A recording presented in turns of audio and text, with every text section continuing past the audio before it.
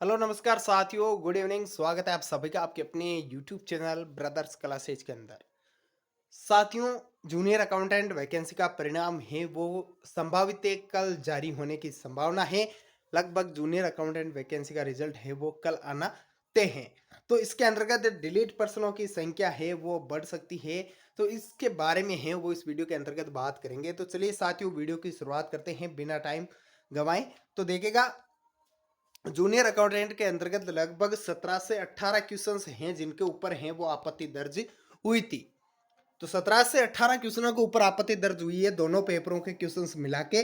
तो इसमें कितनी क्वेश्चंस हैं वो डिलीट होने की श्रेणी में हैं। कई सारे क्वेश्चंस हैं जिनके आपने आपत्ति दर्ज की है और कई सारे क्वेश्चंस हैं जिनके प्रूफ हैं वो हमने भी दिए थे। लगभग क्वेश्चनों के प्रूफ हैं वो दिए थे। 15 से 16 क्वेश्चन हैं जिनके प्रूफ दिए थे। उनमें से कितने क्वेश्चंस हैं जो ऑथेंटिक हैं, जो डिलीट होने की कगार पर हैं। तो देखिएगा, एक दोष पत्र वाला क्वेश्चन था, ये इसका डिलीट होने की संभावना है लेकिन कंफर्म नहीं कह सकते। लेपिंग वाला क्वेश्चन है, ये क्वेश्चन है वो आपके डिलीट की श्रेणी में जाएगा। इसका आंसर चेंज है वो भी हो सकता है या डिलीट हो सकता है, दोनों में से एक होंगे। या तो 4-5 क्वेश्चंस ऐसे हैं जिनके आंसर में मिस्टेक है और 4-5 क्वेश्चंस ऐसे हैं जिन जो डिलीट होने की श्रेणी में है। तो इनमें कौन सा क्वेश्चन किस श्रेणी में है वो देखते हैं। तो देखिएगा, नियम 144 के ये है, ये क्वेश्चंस भी आपके डिलीट की श्रेणी में है। अगले क्वेश्चन की बात करें, परिणीति छुट्टी वाला क्वेश्चन है, 240 से अधिक नहीं हो सकती। तो ये क्वेश्चन है, ये क्वेश्चन भी आपके डिलीट की श्रेणी में है या इसका ऑप्शन है वो चेंज हो सकता है, दोनों में से एक है वो इसका आंसर हो सकता है। तो एक है आपके को छोड़कर प्रत्येक सरकारी कर्मचारी के लिए एक सेवा पुस्तिका जारी की गई है, ये क्वेश्चन है, इसका आंसर चेंज होने की संभावना है, इसका आंसर है वो चेंज होगा। अगला क्वेश्चन है, नीचे दिए गए कथनों में से कौन सा कथन राष्ट्रपति शासन के लिए सत्य है। तो राष्ट्रपति शासन के लिए ये क्वेश्चन है वो भी आपके डिलीट होने की श्रेणी में जाता है क्योंकि इसके किसी भी ऑप्शन है वो मैच नहीं कर रहे हैं। तो ये क्वेश्चन भी आपके डिलीट होने की श्रेणी में जाएगा, ये भी आपके डिलीट होगा। अगले क्वेश्चन की बात करते हैं, मेमोरेंडम बुक। मेमोरेंडम बुक है, ये क्वेश्चन इसका आंसर है वो चेंज हो सकता है, बाकी इसमें फेरबदल है वो ज्यादा देखने को नहीं मिलेगा क्योंकि ये क्वेश्चंस लगभग इसके अंतर्गत हैं।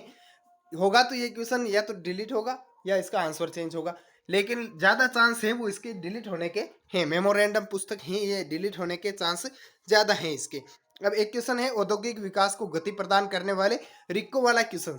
रिको वाला क्वेश्चन है, इसमें देखिएगा रिको की स्पेलिंग में मिस्टेक थी और कोई इसके अंतर्गत डिपेंड नहीं है। यह क्वेश्चन बोर्ड के ऊपर है लेकिन जहां तक चांस है बोर्ड इसको डिलीट नहीं करेगा और ना ही इसका आंसर चेंज होगा। रिको इसका आंसर था और ये किसी भी प्रकार का कोई डिफेक्ट इसमें ज्यादा देखने को नहीं मिलेगा। ये क्वेश्चन रिको जिसने किया है वो बिल्कुल सही आंसर है इसका, वो डिलीट नहीं होगा ये क्वेश्चन। अगला है, सरकारी कंपनी में लेखा परीक्षक की नियुक्ति इसके अतिरिक्त नीचे दिए गए क्रम के अनुसार की जाएगी। तो ये क्वेश्चन है, इसका भी कुछ नहीं होगा, ये क्वेश्चन है एग्जैक्ट है वो यही रहने वाला है। अगला क्वेश्चन है, लेपिंग का आशय है, लेपिंग वाला बता दिया। राजस्थान में कौन सा स्वायत्त निकाय के अंतर्गत आता है, ये क्वेश्चन है, इसका भी कुछ नहीं होगा, जो इसका आंसर है वही रहेगा। अगला क्वेश्चन है 130वां, परिणीति छुट्टी वाला, ये क्वेश्चन बता दिया। अब आगे बात करते हैं इसके अंतर्गत टोटली डिलीट क्वेश्चंस हैं वो कितने होंगे। तो देखिएगा, परिणाम है वो आपके लगभग कल आने की संभावना है, 99% चांस है कि कल आपका परिणाम जारी हो जाएगा। तो इसका जो डिलीट होने के क्वेश्चंस हैं, डिलीट वाले क्वेश्चंस की बात करें तो इसके अंतर्गत डिलीट वाले क्वेश्चन 8 क्वेश्चंस हैं, वहां तक डिलीट हो सकते हैं, इससे ऊपर क्वेश्चन डिलीट नहीं जाएंगे। 7 से 8 क्वेश्चंस हैं वो डिलीट हो सकते हैं इसके अंतर्गत। और जो आंसर चेंज की बात करें तो इनसे 3 से 4 क्वेश्चंस हैं वो आंसर चेंज के देखने को मिलेंगे आपको।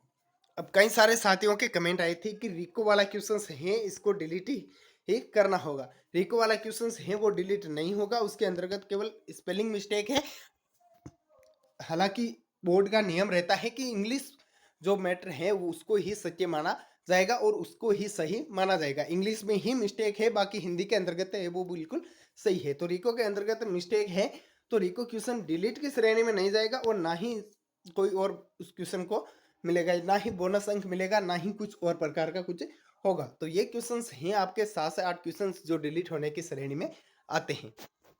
ज़्यादा से ज़्यादा इसके अंतर्गत डिलीट की बात की जाए तो 9 या 10 हो सकते हैं, है, लेकिन जहाँ तक संभावना है वो 7 से 8 क्वेश्चंस हैं वो ही डिलीट होने की संभावना है।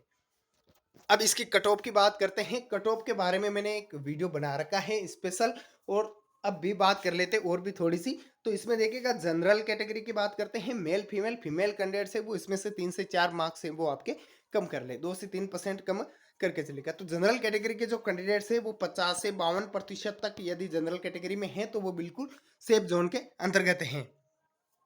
ओबीसी कैटेगरी, एमबीसी कैटेगरी और ईडब्ल्यूएस कैटेगरी, इन तीनों कैटेगरी की बात करें तो तीनों कैटेगरी एवरेज है वो आपके 44 से 48 के बीच में है वो रहने की संभावना है, 44 से 48 के बीच में। क्योंकि अधीनस्थ बोर्ड की जो भी वैकेंसी हुई थी वो बिल्कुल पारदर्शी हुई थी। ये वैकेंसियां जो भी हुई है इसमें किसी प्रकार का पेपर लीक का मामला भी सामने नहीं आया, किसी प्रकार का घोटाला है वो इसके अंतर्गत सामने नहीं है। तो पेपर है वो पूरी ईमानदारी से कराया गया था। तो 44 से 48% के बीच में है वो आपके ओबीसी, एमबीसी और ईडब्ल्यूएस कैटेगरी के परिणाम रहने वाले हैं। 1-2% ऊपर नीचे हो सकते हैं।